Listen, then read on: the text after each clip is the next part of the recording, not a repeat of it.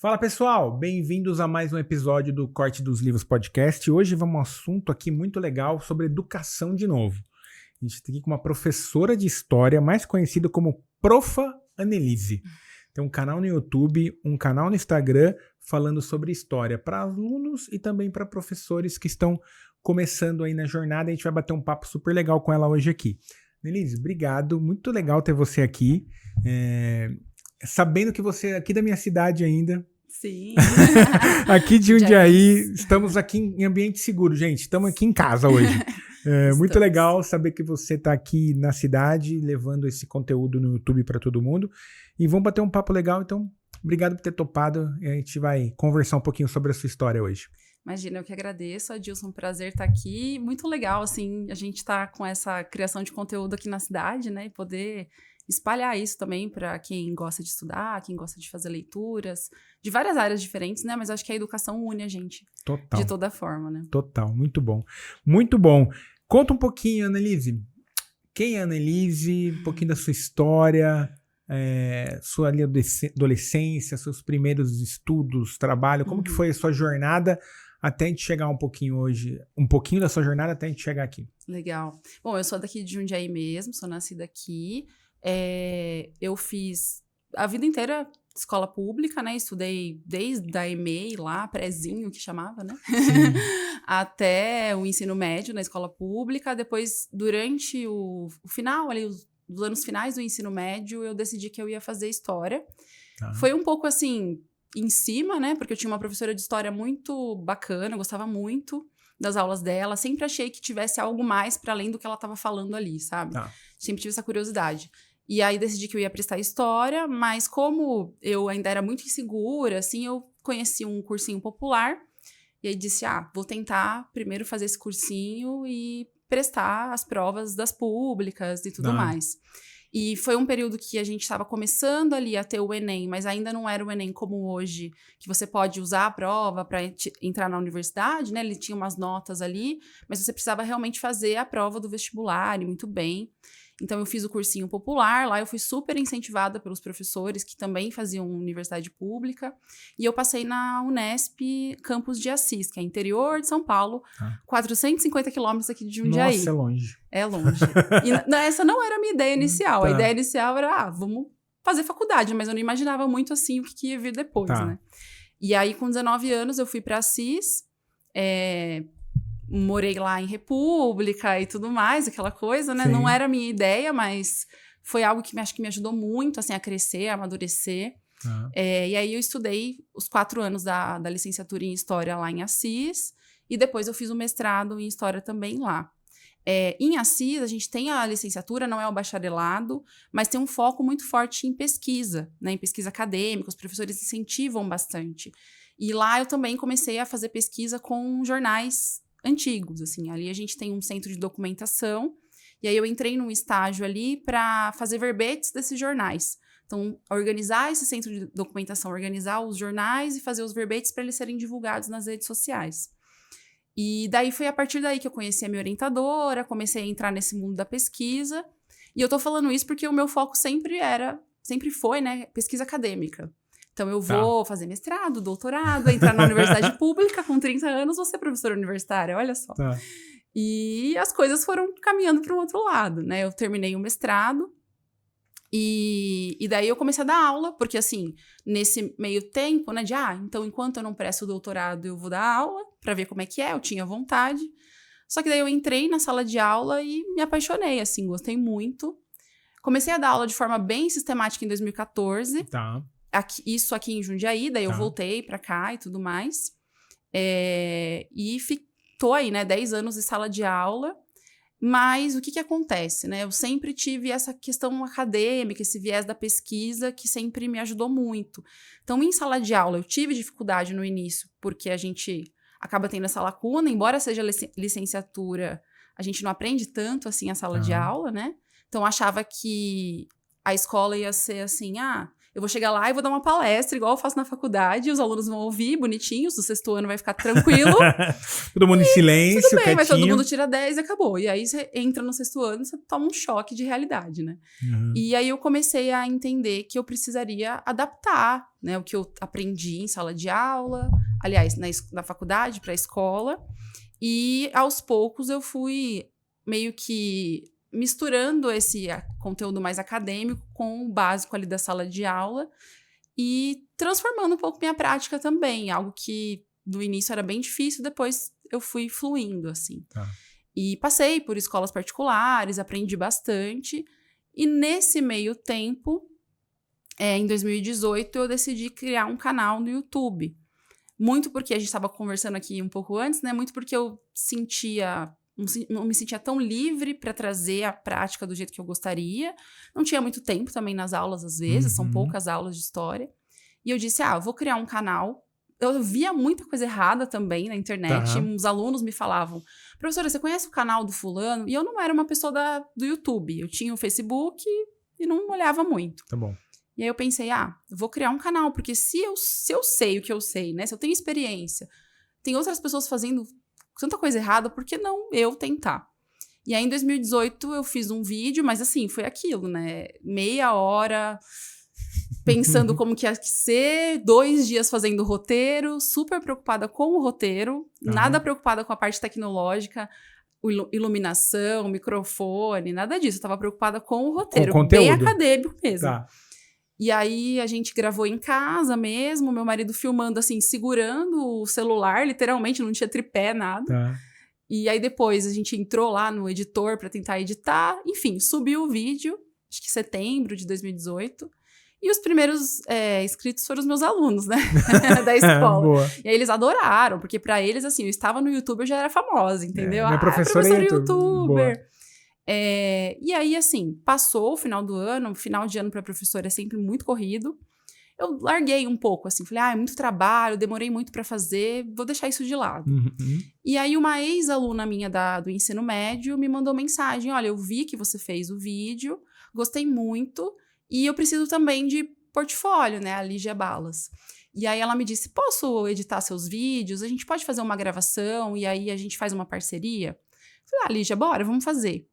E aí, em 2019, a gente sentou, fez um cronograma, aí foi uma coisa bem mais organizada, ela me ajudou. No começo, eu gravei no estúdio onde ela trabalhava ali, né, dos pais dela. E daí eu comecei os vídeos, os mais antigos, que eu fiz História Geral, História do Brasil, como se fosse um cursinho mesmo. E daí pra frente seguiu até hoje. Muito bom.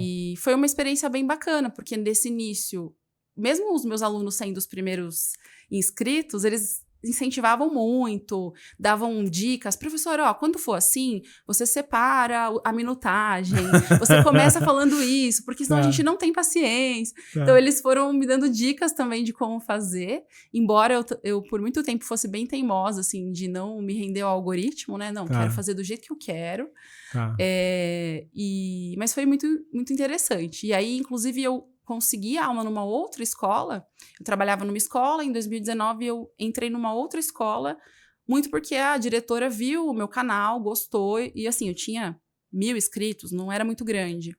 Ela disse, eu vi o seu canal, porque eu colocava no currículo, né? Vi seu canal e achei muito legal, quero uma pessoa assim, mais moderna, para dar as aulas. E então me ajudou também nesse sentido no CLT da vida. Muito bom. Foi bem legal. Muito bom. Annelise, uma coisa aqui que você foi falando no começo, você deve ter se respondido essa pergunta, acho que, sei lá, perdeu de vista, mas por que história?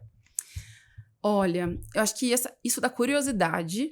Então, a professora dava uma aula, sei lá, ela deu uma aula sobre Inquisição. Eu lembro dessa aula até hoje. Ela passou um vídeo naquela salinha de vídeo na televisão, assim. E eu dizia, nossa, mas deve ter algo mais ali, além do que ela tá falando. Eu tinha muita curiosidade de entender e eu acho que me admirava muito esses processos. Como que as coisas mudam, por que isso está relacionado à atualidade. Então, ela dava aulas muito diferentes, fazendo essa relação com o presente. Então, não era aquilo, é uma coisa antiga que não tem nada a ver, por que eu tenho que estudar isso? Pelo contrário, me admirava o quanto aquilo tinha relação com a nossa atualidade. Entendi. Então, sempre fui muito curiosa nesse sentido. Mas professora de história não era algo que passava na minha cabeça. Eu falo assim, o jovem, ele não tem muita maturidade realmente, né? É uma coisa meio utópica. Eu dizia, não, vou fazer a faculdade de história e, sei lá, depois eu vejo o que eu vou fazer do trabalho. Eu quero entender o que tem ali no conteúdo. E aí depois... Meio como hobby. Quase assim. isso, assim. Tá. Nem tinha, assim, acho que eu nem poderia ter como um hobby. Eu tinha que ir atrás, né? Mas, assim, eu dizia, não, depois eu vejo... E aí, quando foi entrando no segundo ano da faculdade, que você vai entendendo melhor, porque, assim, na faculdade de História é bastante diferente do que a gente vê em sala de aula. Pelo menos, acho que na nossa época de escola, né? Hoje mudou bastante. Quando você entra no primeiro ano, você diz, nossa, mas é isso que é a faculdade de História? Porque a gente vai entender a escrita da história, a historiografia, que a gente chama, né? Os processos de interpretar e entender um momento histórico, um fato histórico. E aí tem diversos autores, às vezes um autor discorda do outro sobre a interpretação daquele momento. Não é aprender de novo o que você viu na escola. Então, assim, a gente não vai começar a falar, então vamos falar sobre a Revolução Francesa. Tá. Não, se pressupõe que você já sabe essa parte de conteúdo, e aí agora você vai entender como que os historiadores interpretam aquele momento. Entendi. Então, aquilo... Para muita gente é assustador, então muita gente desiste no primeiro ano, diz, não, achava que era diferente, e sai. E muita gente se encanta, que foi o meu caso, né? Nossa, isso é muito mais legal do que eu via na escola. Sim. Então... E tem um momento aluno aqui agora. Sim. Pode ver. Vou sentar na cadeira de aluno aqui agora. Já estou na cadeira de aluno, né? Mas assim, por que você acha que, talvez, óbvio, você vai talvez saber essa resposta, mas eu lembro quando eu era adolescente ali na escola, eu queria às vezes saber mais sobre a história do Brasil. E aí ficava falando de Napoleão, de... Você citou a Revolução Francesa agora, eu lembrei disso. Por que a história mesmo do Brasil, ela não é tão assim... Ou talvez talvez errado aqui, mas eu não tenho essa memória... De ser tão forte, de né? ser tão forte, a gente dá um foco pro nosso país. E lógico, a gente sabe a importância da Revolução e tudo da Revolução Francesa, como isso foi importante no mundo. Por que você acha que não tem esse foco na nossa história? Eu acho que talvez, assim, se a gente for pensar desde a Constituição de 88, desde a abertura política até agora, começo dos anos 2000, a gente teve mudanças no currículo básico da escola. Então, veio a LDB em 96, que dá as diretrizes para o que a gente vai estudar. Tá. O que vai ter no currículo.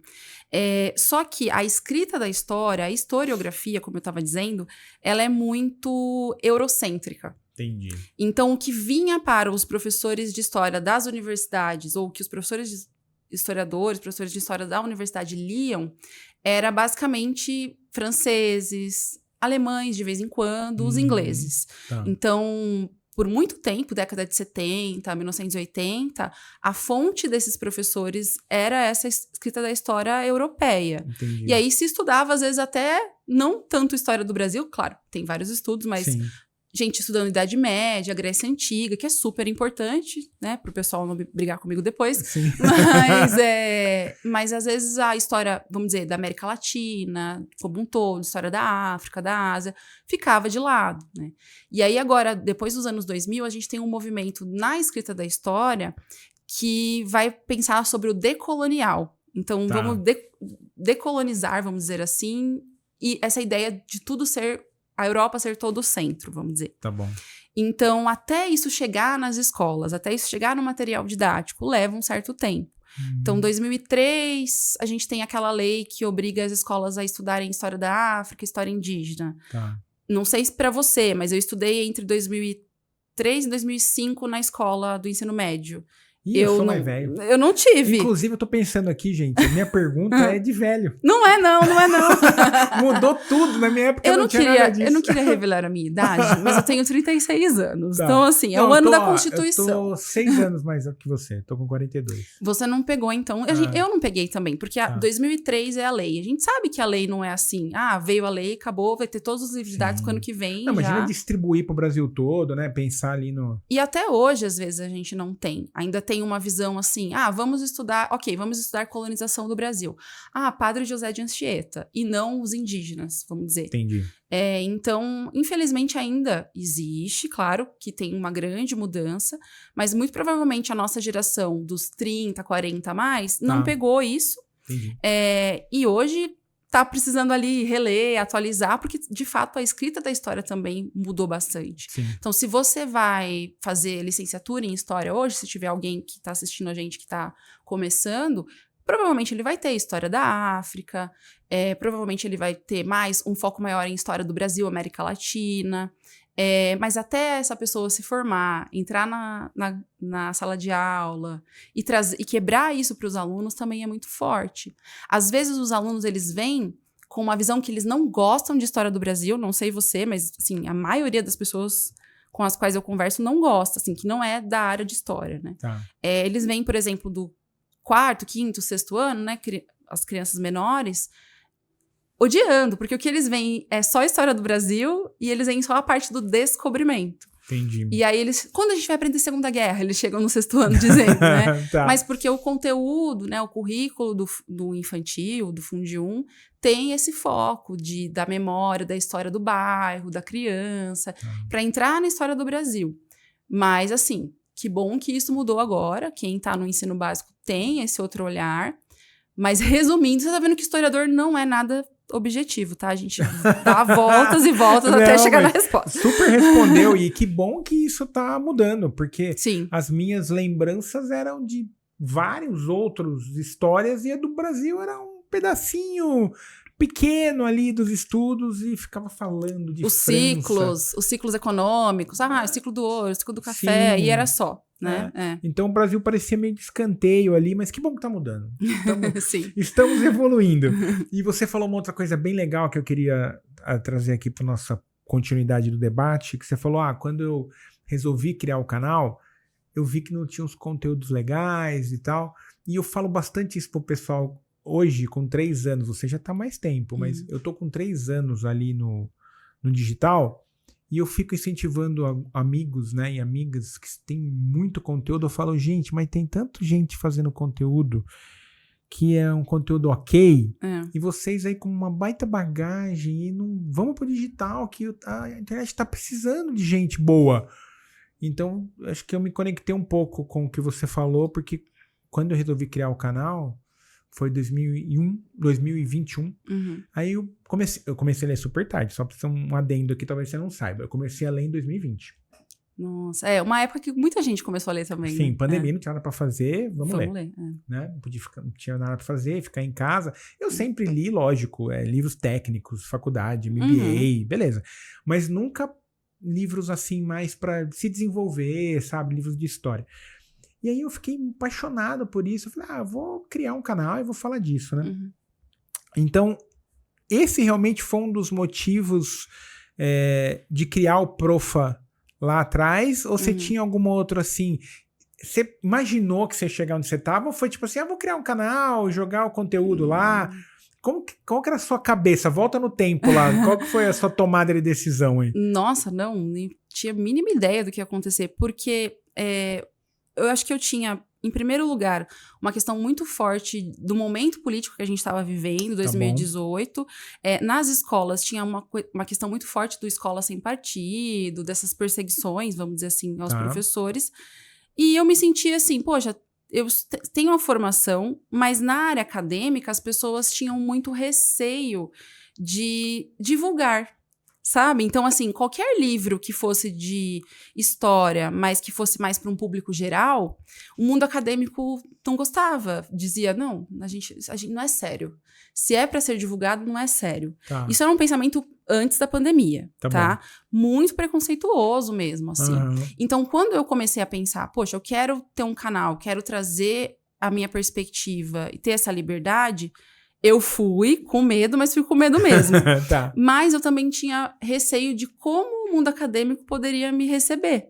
Porque não seria história de verdade que estaria sendo feita, entende? Entendi. É a divulgação, que hoje a gente chama de história pública, que também já é uma outra área da história, enfim. Que faz essa divulgação. Mas por muito tempo eu pensei comigo, nossa, o que vão achar? Mas tudo bem, vou fazendo. E eu tive vergonha, eu fiquei ali, nossa, vou fazendo, mas eu não divulgava muito. Mas era uma coisa mais pros meninos ali da sala de aula. Até que veio 2020 e isso ficou escancarado. E eu comecei a ver, a gente vê nas métricas do YouTube, da onde vem as visualizações. Sim. E as visualizações vinham de Instagram ou de sites de escolas. Então, de escolas públicas, particulares, professores comentando, estou usando o seu vídeo para aula, ou estou usando o seu vídeo para estudar para dar a minha aula. Nossa, muito obrigada. Ou os alunos comentando, quem veio da escola estadual XY? Aí os outros comentavam aí embaixo.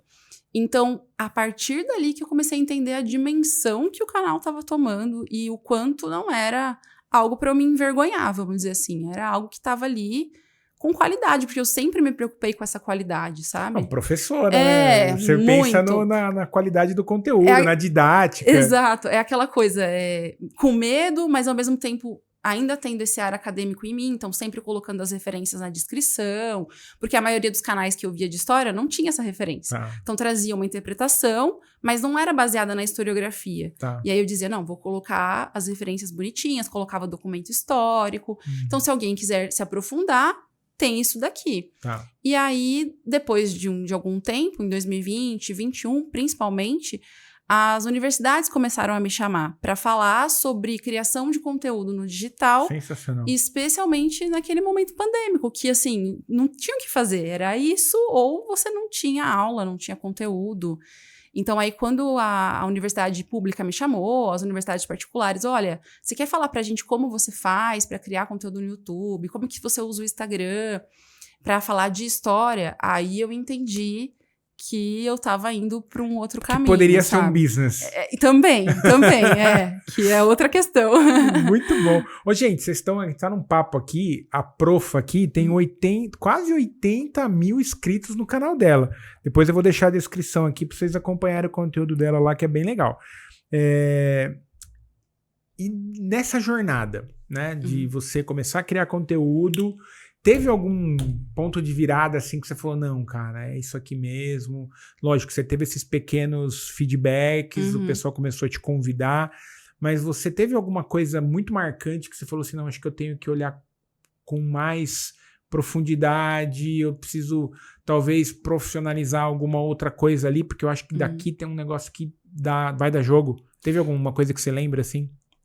No começo, sempre... Se vocês olharem os primeiros vídeos... Não o primeiro, tá, gente? Que o primeiro... Você tem vergonha do primeiro? Não tenho vergonha. Mas, assim, eu era super tímida. Eu tenho vergonha do meu primeiro post. Eu olho e... né? Não é o que eu gostaria hoje, mas né? Mas começou, né? Que bom. É isso. O som não tá tão legal, mas tudo bem, tá lá. Mas se você reparar, acho que também por conta dessa minha ex-aluna também, que edita os vídeos, a Lígia, ela tem uma preocupação muito estética também, e eu também. Então, a gente sempre foi muito assim, não, vamos deixar tudo bem profissional, identidade. Sem antes esse boom do marketing digital, a gente pensava um pouco nisso. Mas eu acho que com a pandemia foi esse start de pensar, eu tô fazendo algo aqui... Ok, monetizar, mas a gente demora para monetizar, não é algo assim... A gente não começou junto com o Felipe Neto, por exemplo. Então, assim, monetiza, mas não é. O pessoal acha que, né? O pessoal acha que dá para viver só disso, dinheiro. né? Não. E aí, eu disse, não, eu acho que eu tenho que ir para um outro caminho também, porque os professores me retornaram muito forte. Então, desse início da insegurança, o que vão pensar... Veio olha, você tá me ajudando muito. Então, acho que eu não consigo lembrar de um momento específico, mas foram muitos comentários desses professores e de, olha, tá muito bom, porque que você tem algo a mais além disso aqui? Que eu comecei a pensar, não, acho que eu preciso ir além. E esse nicho dos professores de história que estão começando pode ser algo que me ajude. Mas eu vou te falar, Gilson, eu demorei, viu? Porque daí foi 2021 inteiro fazendo essa playlist para os professores. E aí só em 2022 que eu fiz o meu infoproduto, a formação para os professores. Eu lancei, mas assim, com muito cuidado também. Porque eu tinha muito receio de me vender. Tá bom. Eu tinha ainda muito essa questão de, eu tô fazendo para ajudar. não, se eu colocar algo para vender, eu vou estar sendo injusta, cobrando um valor. Eu tinha muito essa mentalidade. Tá. E aí, depois que eu fiz o primeiro lançamento, foi super bem. E a gente tava conversando aqui, né? Sem tráfego, no orgânico. Tá. Eu gravei um curso, né? Uma formação de aulas, são aulas gravadas, coloquei no Hotmart. E bem pensando naquilo que os professores me perguntavam, respondendo essas questões, com material e tudo mais. E foram, assim, 50 alunos. Muito sem legal. tráfego. Foi muito legal. E aí eu percebi, poxa, tem um negócio aqui e eu preciso admitir isso pra mim. Mas foi muito difícil, porque como eu disse, eu venho da área acadêmica e a gente tem uma outra visão. Tinha, né? Porque agora as coisas também estão mudando. Sim. Mas a gente tem uma outra visão dos negócios, de empreendedorismo, ainda mais um digital, que era uma super novidade. Tá. Então, acho que só 2022 para realmente quebrar. Olha que legal. Isso, sabe? Você falou uma coisa... Você falou não, eu analisando aqui a sua resposta, você ficou quase 4 anos criando conteúdo sem ter retorno, digamos assim, né? Sim, sim. E eu acho muito legal isso, porque eu também fiquei, acho que uns 2 criando conteúdo no Instagram diariamente com R$0. Tinha só ainda o nosso investimento de tempo, às vezes de dinheiro também, mas isso é uma coisa que a galera tem que pensar, principalmente quem tá começando aí. Não é de uma hora para outra. Venderam uma falácia no digital que você cria um Instagram e um canal no YouTube e em 2 meses você tá ganhando. Não é assim. Não. Tem toda uma jornada, tem todo um processo, qualidade do conteúdo. Então, veja o exemplo aqui da Profa. 4 anos criando conteúdo na base do amor, do vou entregar, vou ajudar. Vai ser bom para alguém, para hoje, lógico, ela entendeu e monetizou isso, transformou em produto, né, em curso e tudo mais. Então, muito legal isso.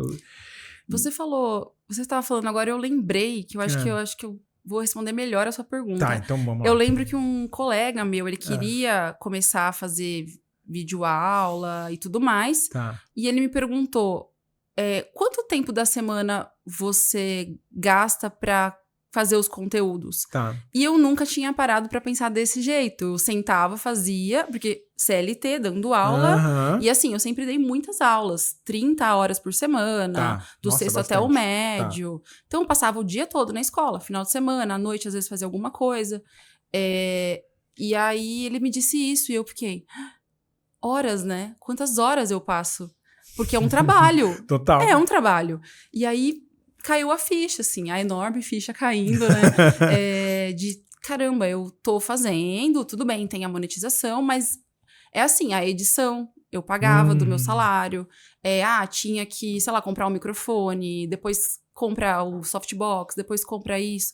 Então, aí eu comecei a entender, não, alguma coisa aí eu não tô fazendo também, tá errado isso.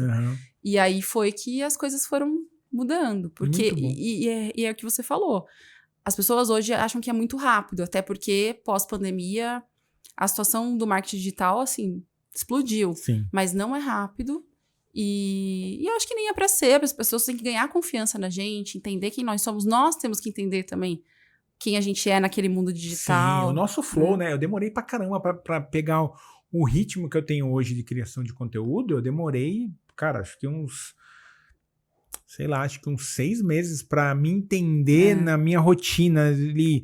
Às vezes, sabe o que eu fazia no começo? E uma vez eu até pensei em desistir, eu às vezes criava conteúdo na hora de postar. Olha que absurdo.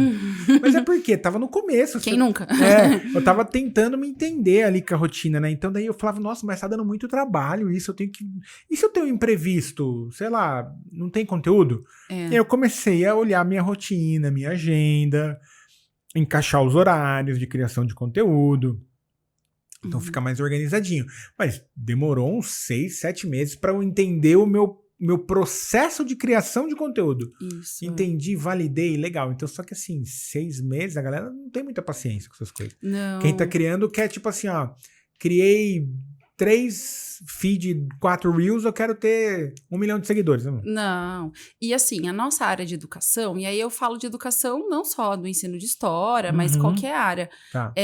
Para monetizar também é mais difícil, porque Não que seja impossível, tem muita gente fazendo, mas demora um pouco mais, porque também, às vezes, o próprio público não enxerga aquilo como uma transformação que vai acontecer ali na hora. Tá. Então, vamos fazer uma leitura de um livro em conjunto, vamos assistir aqui essa aula para preparar uma aula melhor, mas não é algo que, assim, vai te dar o dinheiro ali na hora, na sua conta. Entendi. Então, nesse mundo que a gente vive, né, óbvio que a gente vai olhar muito para isso, mas muita gente olha e diz, não quero pagar isso porque acho que não vai ter a minha transformação aqui agora. Não vai ser rápido, Não vai né? ser rápido. E o próprio algoritmo também do YouTube, para colocar ali um anúncio, para aparecer no seu vídeo, os vídeos da educação não tem tanto alcance, vamos dizer. Entendi. E aí o anunciante não coloca. Então tem tudo isso. Não tô falando isso para desanimar as pessoas, longe de mim. Sim. Mas que é um processo também. A gente tem que entender tudo que tá em torno disso. Não, mas é legal, né? É vida real, né? Sim. Vida real. Não adianta a gente também vir aqui e falar, não, é fácil, vai. Você tem que ter clareza de onde você tá pisando. É legal, é muito legal ter o feedback da galera no digital. Às vezes você recebe alguns feedbacks de pessoas que você nem imagina quem fala, porque tem gente que às vezes está consumindo e não tá dando feedback, mas tá curtindo. Mas é uma estrada meio sinuosa ali, tem que ser muito corajosa para seguir. E hoje você não tá dando mais aula na escola mesmo, hoje é só digital, conteúdo para professor. Como é que tá hoje os seus produtos? Não tem mais CLT hoje? Não tô mais CLT, Boa. que também foi assim um processo imenso, terapia e tudo. Tá. Porque na minha cabeça eu sempre ia ser professora de sala de aula CLT até aposentar e é a vida, assim, normal. Pra mim tava tudo ótimo. Mas ano passado eu passei por um processo bem difícil de burnout. E aí eu só consegui, assim, pensar, não, vou precisar sair e vou precisar sair tranquila, entre aspas, né, pra me recuperar. Porque eu tinha o meu negócio no online. Então, ele me deu, assim, o conforto de dizer, não, consigo ali fazer, descansar, me cuidar por conta disso. Mas eu voltei para a sala de aula, hoje eu tô no cursinho Chico Poço, que é aqui de Jundiaí, dando aula de História Geral, é uma ONG super bacana, um cursinho popular, inclusive aproveitar para divulgar, porque muita gente não conhece e acha que só tem o cursinho privado, mas para quem não pode pagar, o cursinho Chico Poço é incrível, assim. Tem mais de 20 anos em Jundiaí, já aprovou muitos alunos, e tá sendo bem legal ter essa oportunidade de estar na sala de aula, mas dessa vez num cursinho, que eu nunca tinha dado aula. Eu já tinha dado aula para ensino médio, pré-vestibular, mas não um cursinho em si. E foi de um lugar de onde eu vim. Então, assim, foi incrível também poder chegar para os alunos e dizer, olha, eu já passei por isso que vocês passaram. Foi muito legal. E no online, com a formação de professores, o canal continua, mas tem uma formação de professores para professores de história que estão iniciando.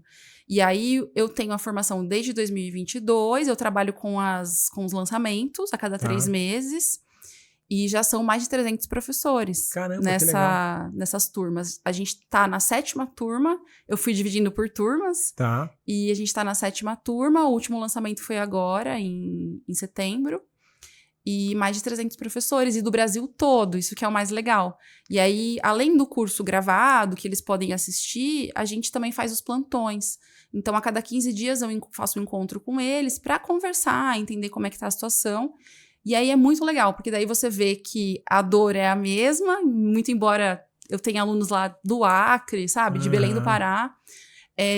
E as alegrias também são as mesmas, assim. Então, é muito legal ter essa troca. E você juntou todas as turmas ou não? Não, eu divido por turma. Por lançamento. Sim, por lançamento, isso. Mas aí a gente tem um grupo só, assim, com todas as turmas. Aí eu vou colocando comunicado, se tem algum concurso, se tem alguma oportunidade, a gente vai conversando também. E é bem legal, porque tem os grupos antigos que também... o pessoal acaba mandando, conversando. Claro que fica mais ativo na época que a gente tá fazendo os encontros. Sim. Mas o pessoal tá ali. Eu sempre tô trocando ideia com quem é das outras turmas também. Anne, tá acontecendo isso na sala de aula. O que você acha? Ou, olha, fiz essa aula aqui que você comentou, deu certo. Então, eu sempre tenho um retorno, assim, muito bacana. E aí tem sido isso, assim, são praticamente 3 anos...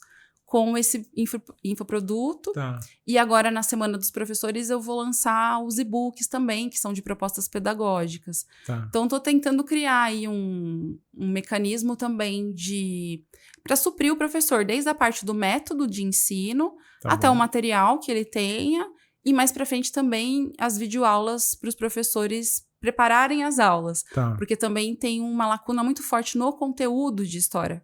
Como eu te disse, a graduação ela vem com a ideia da historiografia. Tá bom. E aí o professor começa a dar aula, ele tem que dar aula do conteúdo. Aí ele fala, e agora?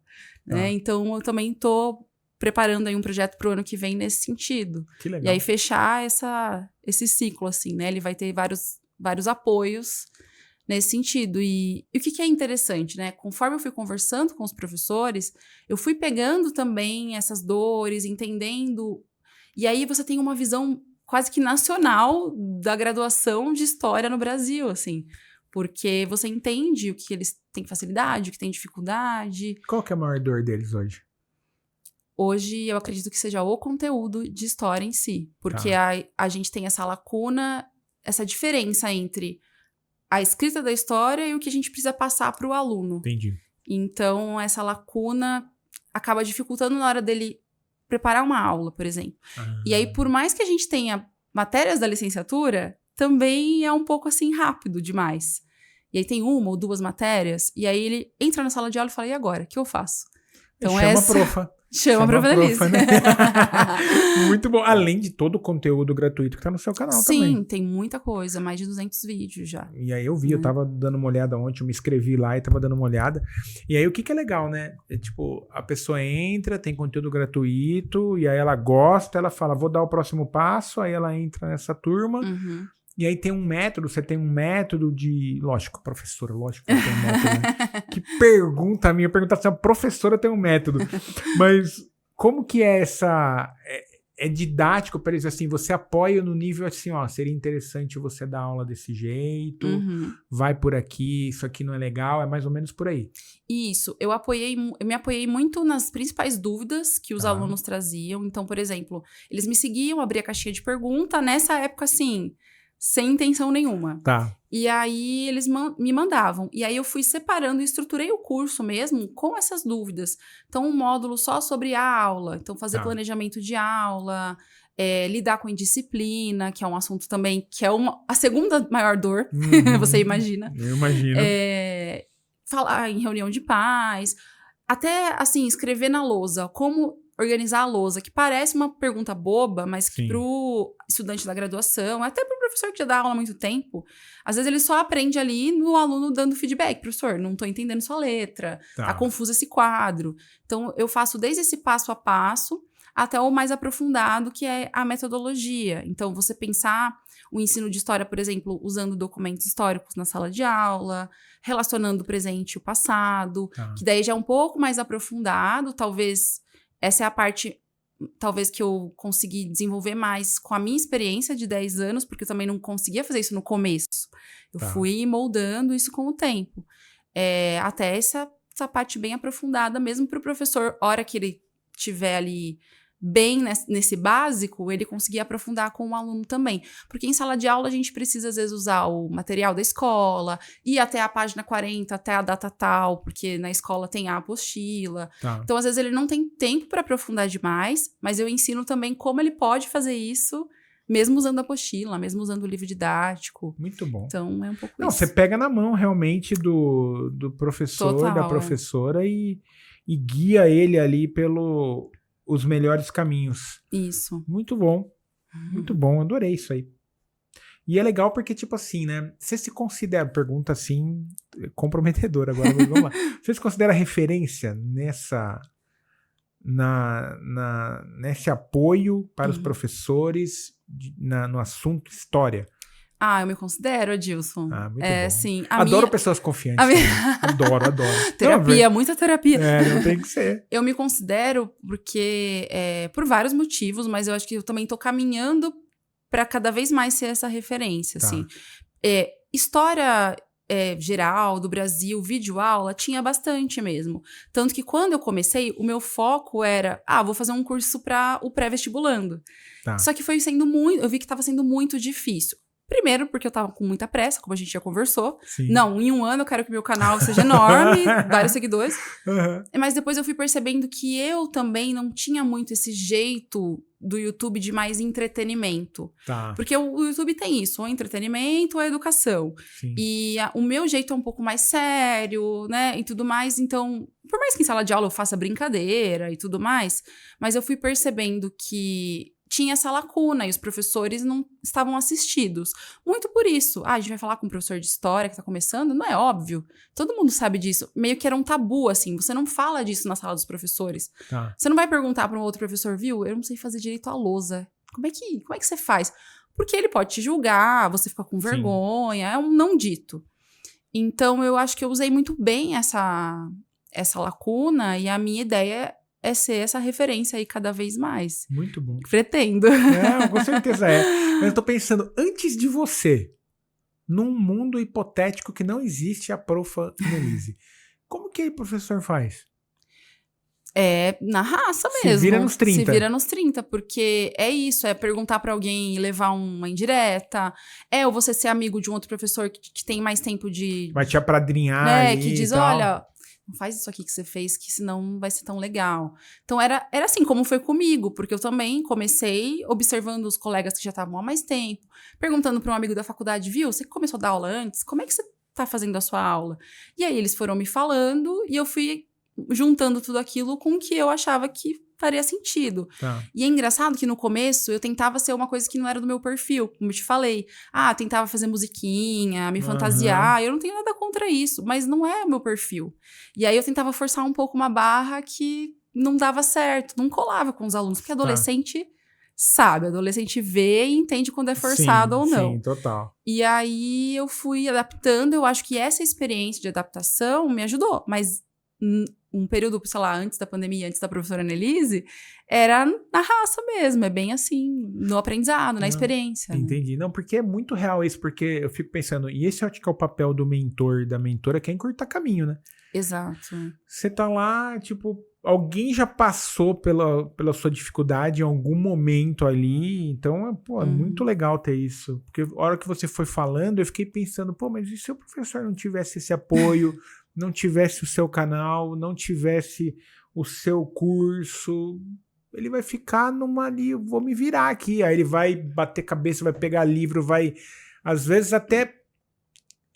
É até triste pensar, mas às vezes pode ser até que ele não desenvolva muito bem a aula, porque ele tá sem suporte, digamos assim. Para você ter uma ideia, uma professora um dia me falou que ela estava quase desistindo de tanta insegurança que ela tinha. E aí, depois ela me mandou uma mensagem dizendo que ela largou a sala de aula, só que se arrependeu, porque depois entrou um professor substituto que não era formado em história. Tá. E os alunos mandavam mensagem, professora, por que você saiu? A gente não tá entendendo nada. E aí ela disse, nossa, que bom que você escreveu e tudo mais, porque eu não tava acreditando que seria possível. E os alunos também me disseram. Então, assim, olha quanta gente já não desistiu, já não largou, que a gente não sabe, por medo, por vergonha... Porque não tem essa orientação, de fato. E também não tem, né? Uma pergunta agora aqui que... Nossa, vou fazer. Faça. Momento aluno de novo. Não tem um apoio do governo, do estado, tipo uma carreira, uma trilha. Não tem um suporte, por exemplo, assim, passei, tô na escola. E aí, se vira aí. Mais ou menos isso. Não vou ser injusta, mas assim, senão os pedagogos vão me matar. Mas a gente tem formação de professores nas escolas, não necessariamente é voltada para o professor de história, para o professor de química. É abrangente. É abrangente, Entendi. É a parte mais pedagógica, que é ótimo, que é necessário, mas geralmente acontece na hora que a gente tem de formação, que é uma vez por semana ou uma vez por mês. Geralmente é com professores, aliás, com profissionais que não são professores ou que estão há muitos anos fora da sala de aula. Então, ele vem... Tanto é que eu pensava, nossa, vou ser formadora de professores? Quem sou eu, né? Gente, quem sou eu, né? Quem sou eu? Mas aí eu lembrava que eu já tinha feito várias formações com pessoas que não eram da área, vinham falar de coisas e a gente ficava assim, na reunião. Nossa, o que essa pessoa tá falando, gente? Nunca deu aula pro sexto ano, não sabe o que é. Porque realmente não tinha essa... Poderia ter conhecimento das tecnologias, enfim. Mas não tinha o conhecimento didático, ou não sabia falar do ensino da matéria específico. Então, tem a formação, o governo disponibiliza, mas não é dessa forma sistemática. Tá, é mais tipo boas práticas, que abrange todas as matérias E é uma lacuna grande, e é uma coisa que eu critico também, né? Claro, não estou criticando a universidade, acho que a universidade é super... Não vou queimar meu diploma, como certas pessoas, mas assim... a universidade tem essa lacuna também, sabe? Tem essa lacuna de ser muito mais acadêmica, até porque ser professor do ensino básico, para o mundo acadêmico, muitas pessoas acham isso, né? É menor do que você ser o professor da universidade. Claro que, ainda bem que hoje tem gente que pensa diferente, mas era uma tradição pensar assim. Então, como eu te disse, fazer um livro para divulgação de história, não é sério. Ser professor do ensino básico, é menor do que ser um pesquisador, um acadêmico. Então, por muitos anos, isso foi deixado de lado. Então, eu também acho que não só o Estado, mas também o Estado, por meio da educação privada também, falta com isso. Falta. Né? Não, total. A gente estava conversando aqui nos bastidores da minha comunidade. A gente está se desenvolvendo, estudando, no final do dia, habilidades que a gente não aprendeu na escola e na universidade. Não é uma crítica, mas a vida cobra a gente, direto ou indiretamente, de ter inteligência emocional, de ser produtivo, de ter a sua autoliderança, ter o seu autoconhecimento, e a gente precisa se desenvolver. Então tem essa lacuna. Mas não que a gente vá ser crítico ao ponto, né? Mas... Alguns pontos, por exemplo, de sala de aula que eu falo no curso, mas eu gostaria até de aprofundar sobre isso. Por exemplo, oratória. É algo que a gente não tem, mas que eu sei que é super importante. Total. Se eu chego falando super rápido pro meu aluno, ou se eu falo baixo e encolhida, assim, porque no começo dá vergonha, ele não vai falar, porque ele não tem essa maturidade de chegar e falar, olha, Nelise, você pode falar mais devagar, por favor? Às vezes até a gente como adulto na faculdade, ao invés de a gente falar pro professor, a gente fala mal ali dele. Nossa, aquele lá não tem didática nenhuma, meu Deus do céu. Não tô entendendo nada que ele tá falando. A própria didática, que ok, a gente tem essa matéria na faculdade, mas também é um pouco da experiência e também é estudo, não é só dom, vamos dizer assim. Então tem vários pontos. Você se vestir com uma determinada roupa na sala de aula, porque o aluno vai olhar para você de outra forma, principalmente a gente que é mulher e jovem.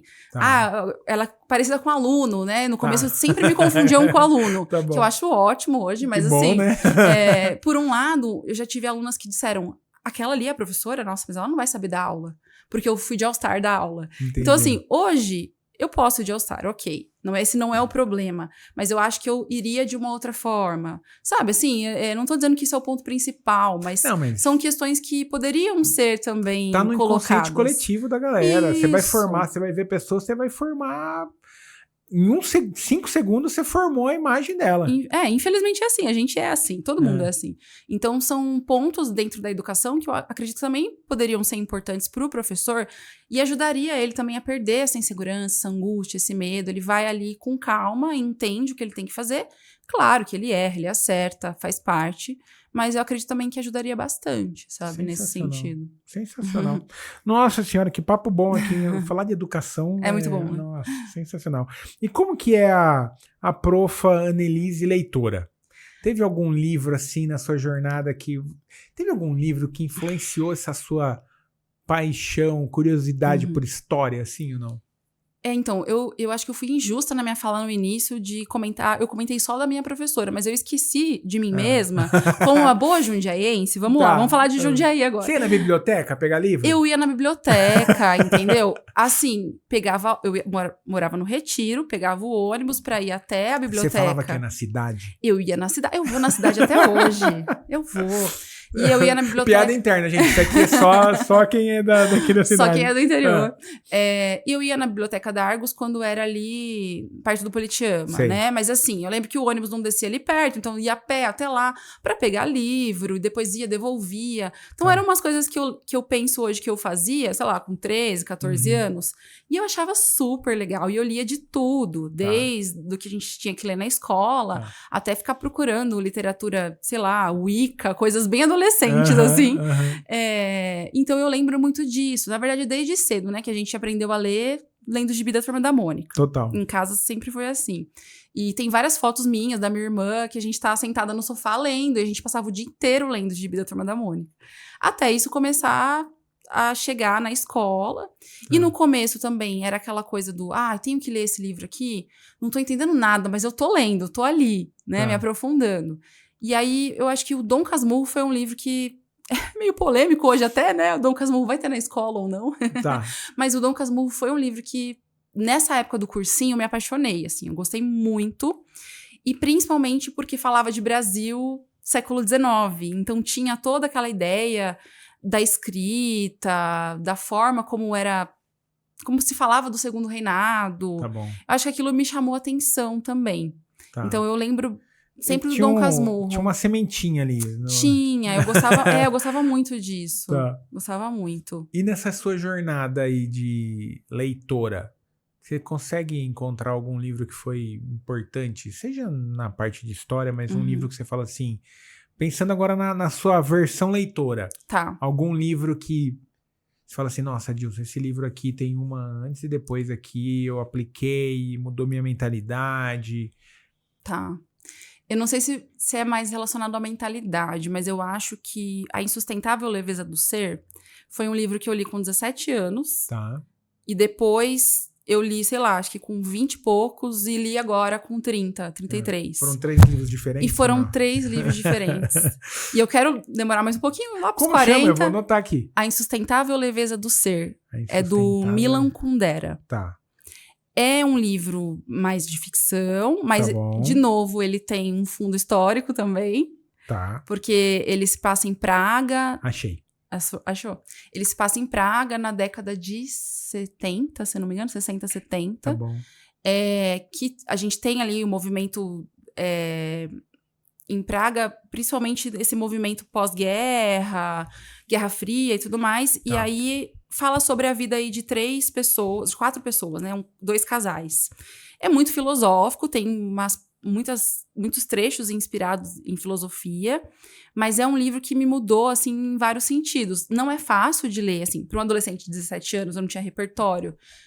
Foi difícil, eu li e falei, não, muito legal, entendi algumas outras partes não. Tá. E depois a Annelise, já com 30 e poucos anos, já me trouxe outra visão, assim, as referências, e me mudou bastante. Eu acho que o Machado de Assis e o Milan Kundera são, assim, os meus autores de ficção favoritos, sabe? Tá. Mas, pra gente pensar em mentalidade também, tem um livro que se chama Conheça o Seu Porquê? Acho que é assim, do Simon Sinek. Tem o Comece pelo Porquê tem o Encontre o Seu Porquê, eu acho. Isso, Comece pelo Porquê. Tá. Isso, do Simon Sinek. Sim. Isso. Do Círculo Dourado. Círculo Dourado, isso. Tá. Primeiro eu assisti um vídeo dele no TED Talks, que ele fala sobre isso. Eu conheci ele através desse mesmo vídeo. Mas assim, era um momento que eu tava bem desanimada com sala de aula, no sentido... Eu nunca tô desanimada por conta dos alunos. Eu sempre tô desanimada com a estrutura da educação. Tá bom. Então eu tava assim, ai, nossa, o que eu tô fazendo da minha vida? E eu vi esse vídeo e falei, caraca, o porquê. Eu fui me relembrando do meu porquê. Tá. E aí depois, fazendo um curso de marketing digital, ela foi falar do Golden Circle, né? E aí ela indicou o livro. E aí eu fiz a leitura, que daí tá bem mais aprofundado do que o vídeo, né? Sim. E acho que me ajudou bastante também nesse sentido. O Cortella também tem um livro que fala sobre o porquê. Sim, né? Que ele tem um círculo, tem vários círculos amarelo e preto. Amarelo e assim. preto, isso, que eu esqueci o nome agora. Mas é tipo isso, né? Pelo porquê, que também é bem legal. Porque ele vai... fazemos o que fazemos, não é? Por que fazemos o que fazemos, isso. Porque ele vai trazer esse equilíbrio, ó. Você tá numa empresa, você tá num trabalho que talvez você não se sinta tão livre ali, ou que falta algo. Sempre falta algo, né? Tá. Mas você pode fazer o que você pode fazer com aquilo que você tem. Faça o seu melhor com aquilo que você tem. Total. E eu acho muito legal isso também. Apesar de meu lado aquariana dizer, não, eu quero sair, eu quero me revoltar. Tá. Mas aí eu respiro fundo e digo, não, vou fazer o melhor que eu posso com aquilo que eu tenho. Muito bom. Ó, outro momento aluno aqui agora. Acho que a terceira ou quarta convidada que vem aqui já, que fala do Machado de Assis. Tá na minha lista ler o Alienista. Memórias. O Alienista.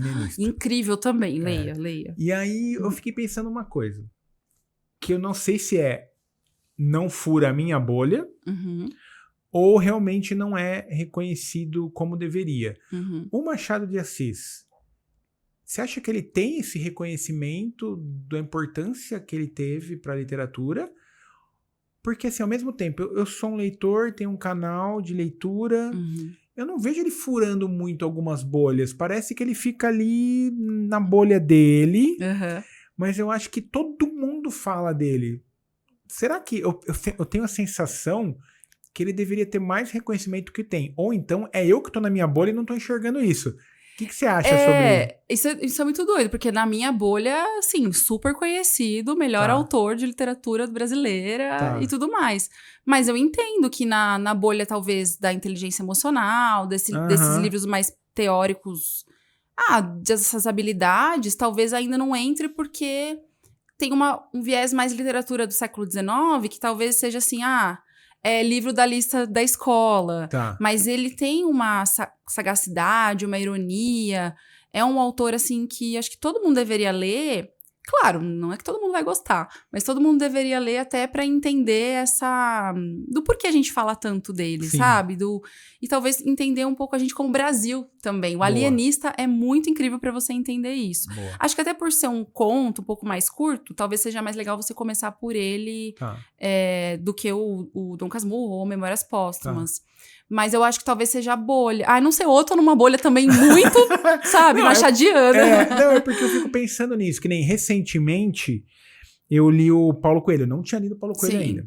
Aí eu lia na adolescência também, antes do pessoal falar mal. Então, esse que era muito legal. Eu tenho uma opinião que... Vamos ver como é que eu vou falar para ninguém pegar um contexto errado aqui. Ao corte. Ao corte. Eu tenho uma opinião que a massa às vezes está errada.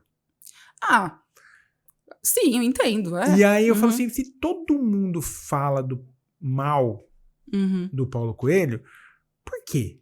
Aí eu fui ler. E aí, o que acontece? Só que fora do Brasil, ele é muito reconhecido. Sim.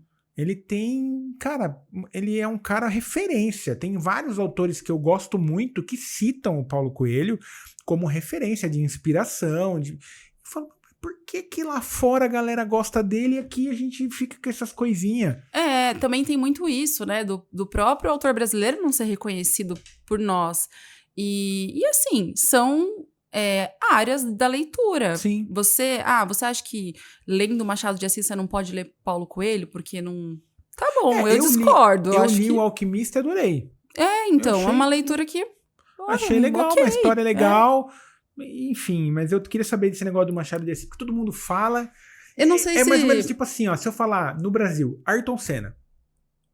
Super conhecido, Mas será você acha que o Machado não deveria ter essa... sim. Não deveria ter esse apelo de tipo assim, todo mundo deveria saber quem foi, qual a importância dele. E eu vejo que fica meio nessa assim, bolha, sabe? né? Eu não sei se você chegou a ver esses tempos atrás no TikTok que saiu um vídeo, assim, viralizou de uma moça dos Estados Unidos que estava lendo literatura estrangeira e aí ela chegou no Machado, né? Então, pois abençoado. Lá fora chega e aqui não vai. E ela amou, assim. E daí ela veio até aqui fazer entrevista pra falar. E aí os livros... ela leu o Memórias Póstumas. Estavam esgotados. Eu mesmo, jundiaense, fui numa livraria aqui, eu queria aquela edição bonita, né? Porque eu tenho as edições de escola. E aí não tinha. O rapaz falou, olha, vai chegar ainda porque acabou. Todo mundo veio atrás procurar.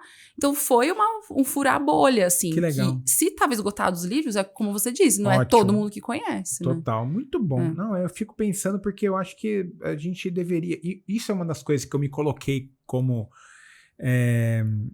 não vou falar desafio, que é uma palavra ruim, mas eu me coloquei tipo assim, eu preciso ler mais literatura nacional para valorizar o nosso país, valorizar aqui, né?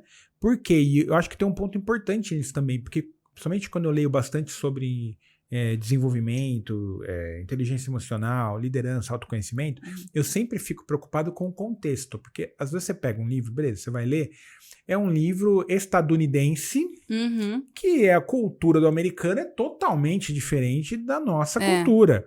E do inglês também, assim vai, né? Então eu tenho que também ter esse cuidado, e cada vez mais eu tenho me cobrado a ler mais literatura para, primeiro, valorizar. Sim. E segundo, tentar ver esse contexto. Porque, por exemplo, eu pego, que nem o Simon Sinek. Eu adoro ele. Será que tudo que ele fala no livro a gente consegue aplicar na cultura? Na nossa cultura? Às vezes não. Não, E tem outros autores a mesma coisa. Então, cada vez mais eu tô me cobrando, de certa forma, a valorizar mais e tentar ver esse contexto mais aqui de casa, sabe? Isso, Porque daí a gente, óbvio, vai ler adaptando, mas acho que esses livros nessa temática, a maioria são essas traduções, né? Eu mesmo não tava pensando, quando você tava falando aqui, eu não conheço nenhum autor brasileiro dessas referências. Eu tenho as referências de fora. Talvez, né? Não tenho mesmo. Sabe quem tá... Sabe, hoje, olhando, né? Hoje os influenciadores estão escrevendo livro que, na verdade, é de empreendedorismo, de vendas, né? Tudo mais. Sim. Mas, assim, é um caminho inverso, né? A pessoa teve resultado e depois escreveu o livro, às vezes para aumentar a autoridade, para aumentar o canal de distribuição e tudo mais. Mas o inverso, às vezes, ele é um pouco diferente. Mais, nós temos mais essa pegada mais de ficção, de romance. Isso, mas agora você falou de uma coisa que eu tava pensando aqui sobre essa literatura mais contextualizada, né? Tá. Por exemplo, teve um outro livro que explodiu, assim, acho que ano retrasado, que foi O Torturado, do Itamar Vieira Júnior. Que também, assim, é incrível, eu adoro esse livro, um dos meus preferidos Você também. Já leu Carla Madeira? Nunca li. Todo mundo fala, mas eu nunca li. Agora eu tô no lugar de dar o troco. Eu tô no lugar de dar o troco. Você vai jogar... Você vai jogar aqui a sua bolha. Não, Carla Madeira, cara. É controversa, não é? Tem gente que odeia, tem gente que ama. É assim, ó. Eu já ouvi falar isso, pelo menos. Tudo é Rio. Eu tenho uma opinião sobre ele. Eu acho a história, a narrativa, um espetáculo. A história te prende absurdamente. O final... Pra mim, ela passou um pano em algumas coisas ali que não faz sentido pra mim, sabe? Mas ainda assim, é aquilo. O livro te prende. A narrativa dela, assim, do Li Torturado, a Carla Madeira, ela tem uma habilidade de te prender na história que tudo curioso. Bem, eu sou um leitor jovem. Comecei faz pouco tempo. Mas o Natureza da Mordida, que é o segundo livro dela, tem a Véspera também. E o Tudo é Rio é que o bombou, que foi que ganhou prêmio e tudo mais. Mas o Natureza da Mordida, pra mim, é o melhor dela. Mas furou algumas bolhas, assim, também. Sim, eu lembro de ver muita gente falando. Quando eu... Acho que uns 2, 3 anos... Não, antes da pandemia, isso. 2019 inteiro. Eu participei de um grupo de leitura aqui em Jundiaí que se chama Leia Mulheres. Ele ainda existe, mas eu que parei de ir por conta da loucura. E era muito legal isso, porque às vezes as meninas traziam indicações de leitura que eu falava, como você, assim, nossa, da onde que é esse autor? E as meninas, nossa, maravilhoso, vamos fazer essa leitura. E foi legal porque era um livro por mês, e aí tinha essas discussões, e eu acho que eu nunca li tanto quanto 2019, assim, essa coisa do grupo, e de você ter ali esse debate. Não, muito incrível. É o tal da comunidade mais em transformação, e é mó legal porque a galera às vezes fala pra mim assim, Adilson, cara, esse é um tipo de livro que eu não escolheria ler. Exatamente, eu acho que isso é o mais legal do clube. Nossa. Que aí você acaba se desafiando a ler coisas que tá fora do seu campo de visão, né? E o pessoal sempre fala, não, mas esse livro, nossa, mas eu não compraria. Eu nem compraria esse livro. É bem assim. É muito louco. Né? E eu acho legal também o fato de você não gostar. Ok, comprei, li, foi uma leitura que eu não gostei, mas eu passei por essa experiência também. Aí sou eu como professora falando, né? Porque às vezes o aprendizado, ele é doído mesmo, na maioria das vezes, né? Não que tem que doer pra gente aprender. Mas assim, não é uma coisa super confortável. Então você lê e não gostar, mas antes de tudo, você, não compraria esse livro, mas vamos lá, vamos ler pro clube, vamos conversar. Mas eu não gostei. E aí, às vezes, trocava altas ideias por isso. Assim, gente, eu não gostei. E aí ficava aquela coisa, como você não gostou? Mas tudo bem também você não gostar. Lógico. E é o processo e a experiência de você entender, esse tipo de leitura não me agrada. Mas antes de chegar e falar, não gosto de Paulo Coelho, sendo que você nunca leu, né? Fica difícil. A gente precisa ler. É a mesma coisa que eu falei. Eu acho a Carla Madeira espetacular. Não gostei do final do Tudo é Rio. Pronto, Não gostei. é isso. Achei que poderia ter ido por outro caminho. Mas talvez na cabeça dela ela tenha ali um racional de como ela decidiu contar essa história. Sim. Ponto, tá tudo bem. Né? Mas eu não vou ficar aqui, entre aspas, cagando regra, digamos assim. Mas eu acho ela sensacional. Mas o final... Se você ler, depois você me conta. Eu te falo, tô curiosa. Ele é um excelente livro, mas o final... Não pegou. No final não é legal, não. Acontece. Mas vamos lá. Ó, o que você acha, assim... Talvez, não sei se você encara dessa maneira, mas você consegue falar 3 livros, pode ser até agora para a sua audiência, 3 livros que o professor de história precisa ler? Fala assim, ó, leitura obrigatória... Quais são os 3 livros aqui, não só para professor de história, mas acho que a galera vai estar aqui vendo, assistindo. Quais vocês falam? Leitura obrigatória. Precisa ler esses 3 livros aqui. Tá. Eu sempre falo da Bell Hooks, que é uma professora... Eu já ouvi falar, mas eu nunca li nada dela. Ela tem uma escrita muito simples, embora... É simples, mas não é simplista, né? Ela fala de assuntos muito profundos. Tem um livro dela agora que tá saindo da bolha, que é o Tudo Sobre o Amor. Que fala realmente sobre o amor, não só o amor romântico e tudo mais, mas para os professores, e aí de qualquer área, não só de história, tem quem gosta de educação também, se chama Ensinando a Transgredir, que é um compilado de várias palestras, de artigos que ela fez. E é um livro muito bacana, que ela explica como foi a vida dela em sala de aula, porque ela era uma escritora negra e professora que viveu naquele período da segregação racial nos Estados Unidos. Legal. Então, ela estudou nas escolas só para negros, depois estudou junto com os brancos, então ela viveu essa diferença. Ela fala sobre isso, como eram esses professores dela nas duas escolas, e explica também o que ela acredita ser a educação crítica e tudo mais. E ela tem uma inspiração muito forte em Paulo Freire, então a gente acha assim, né? Só aqui a gente conhece, mas ela também teve uma inspiração, conversou com ele, teve diálogos, mas o Ensinando a Transgredir, acho que para quem está começando em sala de aula, é um ótimo livro para essa introdução, assim. Tá. Então, vale não só para história, mas para qualquer área. Tá. Acho que para a leitura de conteúdo de história, para entender século XVIII, XIX e XX, o Eric Hobsbawm, ele tem o livro dele que são os livros, né? São as eras. Então, a era dos impérios, a era dos extremos. Se você quiser pegar uma edição e ler, sei lá, a Era dos Extremos, que fala de Primeira, Segunda Guerra, para quem gosta... É um livro muito bom, embora seja mais denso, porque daí ele vai explicar basicamente todo o século XX e tudo que acontece historicamente, mais na história europeia, né, claro, que ele é um inglês, mas acho que o box das eras, né, já assim, super indico. Deixa eu pensar.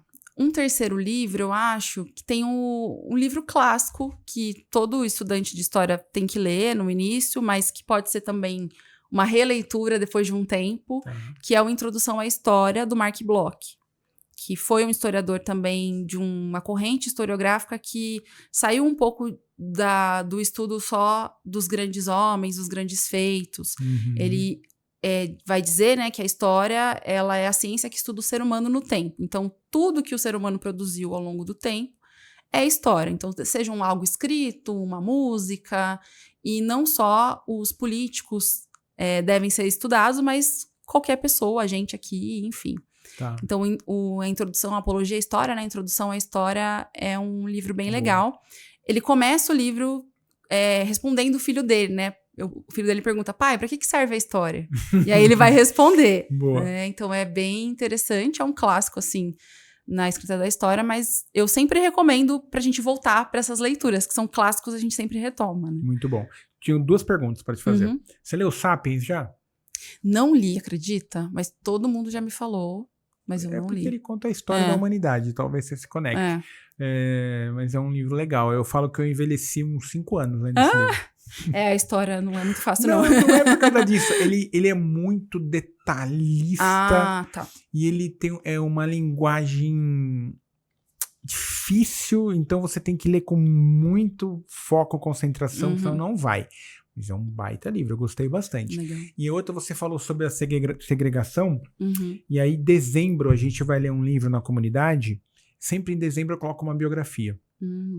Ano passado a gente leu Viola Davis, Em Busca Legal. de Mim. Já leu? Já me falaram que é muito bom, ainda Nossa, não li. espetáculo.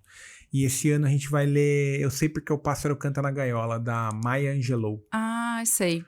Ó, esse é um livro que teve no Leia, mas eu não li. Foi logo que começou a pandemia e eu saí. Mas disseram que é muito bom também. A história Meio dela pesado, mas que é bom também. A história dela, ela participou nessa época da segregação. Ela era muito próxima ao Martin Luther King na época e tal. Então, eu sei porque o pássaro canta na gaiola. E aí é legal uma coisa assim, que ano passado, quando eu decidi colocar a Viola, falei, vou colocar uma biografia em dezembro, final do ano, vamos ler uma biografia, legal pegar uma história, né?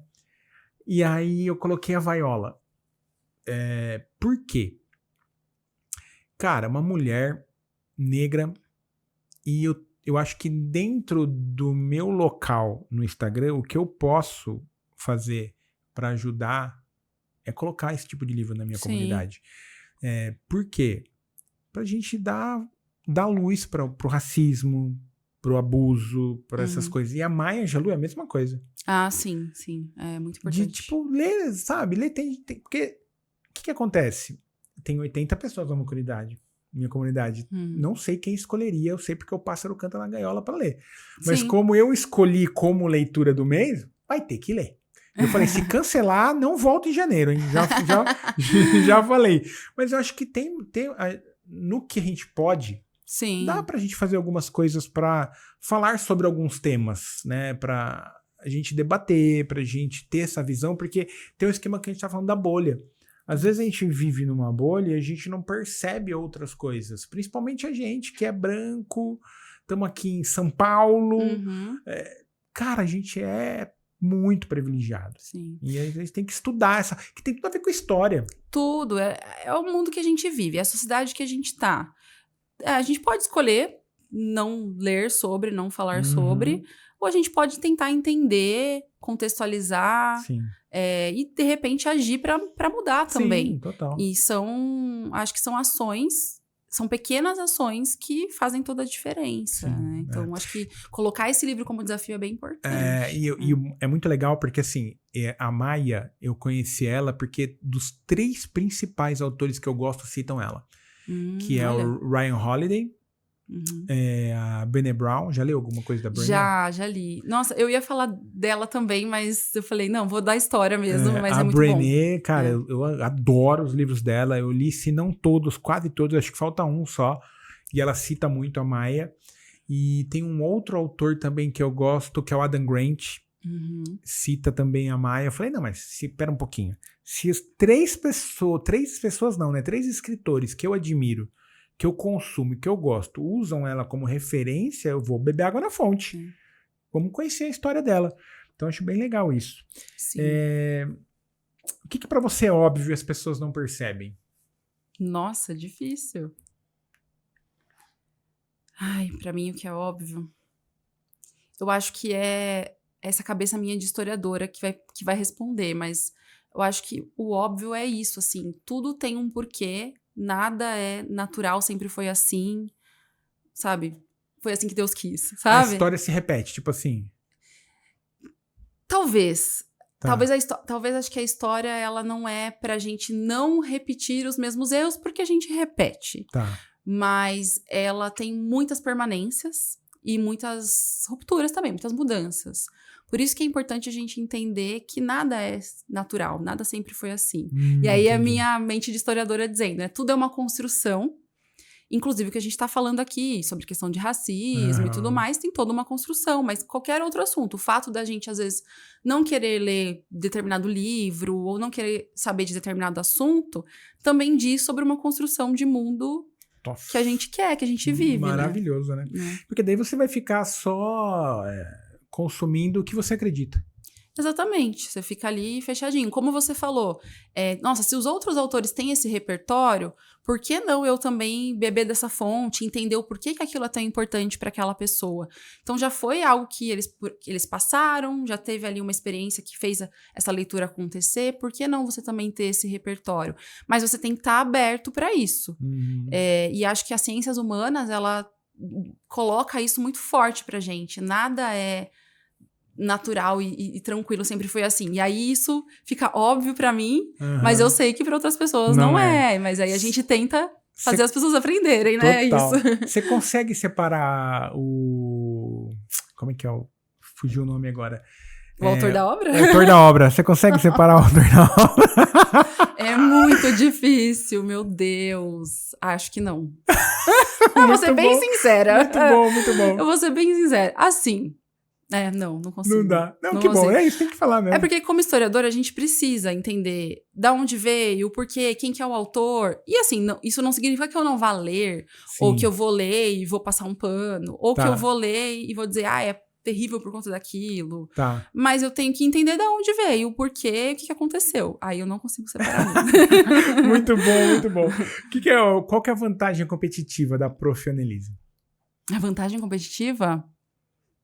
eu acho que eu sou... Isso não é um motivo de orgulho, não, tá? Mas eu sou muito perfeccionista, isso não é bom em alguns momentos. Mas isso me faz também ter o meu diferencial. Ter essa atenção, talvez, para detalhes, para parte estética. Tô falando da rede social, né? Sim. Até mesmo da estética, de como eu vou entregar a prova pro meu aluno, de como eu vou fazer a lousa. Não, isso conta pra caramba. Exato. Conta na experiência de quem tá recebendo o curso, a prova. Isso. Acho que esse... Sempre tá pensando assim, como eu gostaria de receber, como eu gostaria que fosse aquilo, me faz ser perfeccionista. Isso não é tão bom assim pra saúde mental, mas é um diferencial. Muito bom. Se você estivesse aqui no Corte dos Livros Podcast, quem você gostaria de entrevistar? Do mundo da leitura? Nossa... Deixa eu pensar em alguém que tá vivo, porque historiador sabe quem já foi.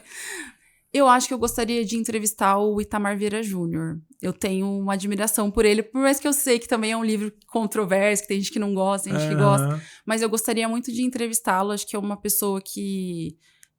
eu admiro porque ele teve essa experiência de vida, de trabalho, é formado em geografia, e depois ele escreveu e agora é escritor. Então e vai ter um seriado na HBO, né? A HBO comprou o direito de fazer a obra. Queria muito que a Marjorie este ano fosse uma das irmãs, mas enfim. Nossa, a Marjorie é maravilhosa, Seria né? lindo. Tudo que ela faz, ela entrega tudo. Perfeito, né? Ela, Fernanda Torres. Mas acho que seria um autor que eu gostaria muito de entrevistar. Eu gosto muito. Sabe que eu acho que ele tá pra vir aqui em Jundiaí? Nossa, eu vi, não sei se conseguiram ou não, mas sabe a Cheiro de Livro? Sei. Nossa, linda essa livraria. Eles lançaram uma casa literária, eu acho, não sei se você viu, e eu acho que eles estavam tentando trazer o Itamar. Nossa, que legal. Cá. Eu vi, mas eu não consegui ir no dia que eles fizeram a feirinha ali, né? Mas parece bem legal. O dia atrapalhou um pouquinho, domingo de manhã é o único dia que eu... É difícil domingo de manhã, né? Domingo de manhã é um dia que eu prefiro ficar quietinho e tal. Muito legal. bom. E quais são os seus próximos passos ainda para esse ano? O primeiro papo passou voando aqui. Passou, né? Muito bom. Estamos na reta final, mas assim, o que você está visualizando aí ainda para 2024? Para esse ano, acho que tenho mais uma turma aí do curso para finalizar. Vou fazer o lançamento dos e-books também. Estou muito animada com esse lançamento dos e-books, porque são propostas pedagógicas bastante diferentes. Não são planos de aulas prontos. São essa prática, né? Tô esperando aí o resultado também de um processo seletivo. Você me falou no bastidores aqui, não sei qual é, mas sei que tem Vou ficar no off por enquanto, porque eu tenho dessas. Não, mas eu também sei. Só quero comemorar depois. Ninguém estraga o que não sabe. Exato. E pro ano que vem, acho que crescer essa autoridade, essa comunidade também dos professores de história. Acho que eu quero expandir, não só para os professores que estão começando, trazer isso para criar uma comunidade mais forte, acho que mais estruturada. Essa é a minha ideia para o ano que vem, veremos. Muito aí bom, como né? vai ser.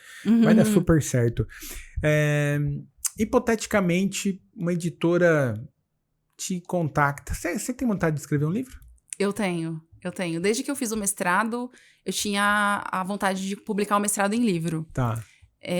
Mas não deu certo. Acabou não dando certo, eu comecei a dar aula e fui para outro caminho. Tá. Mas eu tenho vontade, sim. Muito bom. É uma vontade. Se você fosse escrever uma autobiografia, uma editora entrou em contato, te chamou. Qual que é a parte da sua história que você sentiria... Qual capítulo que você sentiria mais orgulho de escrever até agora? Nossa, eu acho que o capítulo sobre o meu processo de amadurecimento sei lá, de 2022 para cá. Esse processo de sair da sala de aula, começar o meu negócio. Está sendo bem desafiador. Tem que ter muita coragem. Empreender no Brasil não é fácil. Não é para qualquer um. Tá sendo bem desafiador, porque tá quebrando muito das ideias que eu tinha sobre empreender e sobre dar conta de fazer, de quebrar essa ideia fechadinha que eu tinha. Primeiro eu tinha uma ideia fechadinha, graduação, mestrado, doutorado. Tá. Depois, sala de aula. Agora, sala de aula, sala de aula. E aí as coisas mudaram. Eu acho que esse capítulo seria sobre esse momento, que tá sendo muito desafiador, mas que tá sendo bem interessante. Que legal, muito bom, né? Sensacional. Tenho certeza que o pessoal adorou o nosso papo aqui. Queria te agradecer por ter passado aqui. Muito bom saber que você é aqui de Jundiaí e você está aí na área da educação, com foco na história e ajudando professores, profissionais, alunos. Então, fiquei muito feliz. A Carol, obrigado, Carol, pela ponte. Carol que veio aqui gravar, linda. Carol Jasper. Foi muito legal o nosso episódio. Ela falou, você tem que conhecer a Prof. Annelise. E ela tem que vir pra Jundiaí, né? Pra gente tomar uma turbaína, comer uma coxinha de queijo. Você sabe que nos bastidores eu conversei com ela, ela falou que tá paquerando a cidade pra sério? Futuramente, que ela não aguenta mais São Paulo. Imagino, viu? Olha, eu gosto de Jundiaí. A gente fala mal, mas a gente gosta. Né? A gente é suspeita. Então, eu agradecer a Carol pela ponte. Obrigado por você disponibilizado o seu tempo de ter vindo aqui. Tenho certeza que o pessoal adorou. Foi um papo muito legal. Eu aprendi um monte de coisa. Que bom. Saí muito inspirado, mais uma vez, a ler Machado de Assis. Depois eu te conto como foi. Deixa um recado final aqui para o pessoal que ficou acompanhando a gente até agora. Legal, Adilson. Eu que agradeço. Foi muito gostosa a conversa. Acho que é bem, assim, bem interessante a gente se conhecer e conhecer outras áreas, mas tudo tem educação por trás, né? Então, eu acredito que pra mim, assim, a melhor parte é quando você fez nossa, isso aqui, porque isso é o que enche o professor de alegria, né? Então, que tenha sucesso o seu podcast e quero deixar o recado pro pessoal me seguir. Vou deixar nas redes sociais. Queria chegar aos 100 mil, né? Ganhar uma plaquinha do YouTube até o final do ano. Mas não sei, sonhar, né? Dá pra sonhar. Temos tempo. 3 meses ainda. Mas aí, então, bom, é Prof. Annelise. Annelise tudo junto com Z. Nas redes sociais também, sempre @Prof. Annelise. Se você gosta de história, mas se você também gosta de educação de forma geral, quer indicação também de bons livros, de podcasts, a gente tá sempre fazendo conteúdo lá bacana. E sempre assim, acho que o recado de forma geral, é pensar na importância do estudo, da criticidade, de estar ali não só fazendo uma leitura do seu trabalho, mas também sobre outras áreas que você goste, assistir filmes, ouvir podcasts de várias áreas diferentes. Eu acho que isso estimula muito o nosso conhecimento crítico, que é algo que a gente precisa muito, e transformar, né, o nosso entorno, recomendando para os outros, indicando o seu podcast, indicando o canal. Eu acho que isso vai transformando aos poucos também nosso dia a dia. Muito bom, né? Muito bom. Muito bom, gente. Eu não vou estragar aqui o final, que a nossa prof aqui deixou um recado interessantíssimo aqui para a gente olhar para a educação. Educação muda o jogo. Acho que todo mundo sabe disso, mas a gente tem que pôr holofote nisso. Episódio novo todas as quartas, às 19 horas, no YouTube, no Spotify. Se você está no YouTube, não se esqueça de inscrever no canal. Eu sei que você está assistindo e não se inscreve, porque eu vejo os indicadores. E se estiver no Spotify, 5 estrelinhas, deixa o comentário e até semana que vem. Tchau.